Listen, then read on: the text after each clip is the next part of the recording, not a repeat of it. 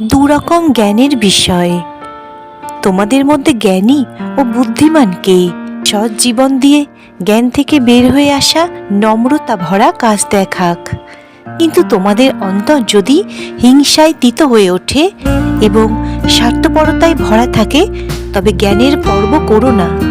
সত্যকে মিথ্যা বানিও না। এইরকম জ্ঞান স্বর্গ থেকে নেমে আসে না, বরং পৃথিবীর মন্দ ইচ্ছার এবং মন্দ আত্মাদের সঙ্গেই তার সম্বন্ধ। যেখানে হিংসা ও স্বার্থপরতা থাকে, সেখানেই গোলমাল ও সব রকমের অন্যায় থাকে। কিন্তু যে জ্ঞান স্বর্গ থেকে আসে তা প্রথমত খাঁটি, তারপর শান্তিপূর্ণ। তাতে থাকে সহ্য গুণ ও নম্রতা, তা করুণা ও সৎ কাজে পূর্ণ, স্থির ও ভণ্ডামি শূন্য। যারা শান্তির চেষ্টা করে তারা শান্তিতে বীজ বোনে এবং তার ফল হলো সৎ জীবন।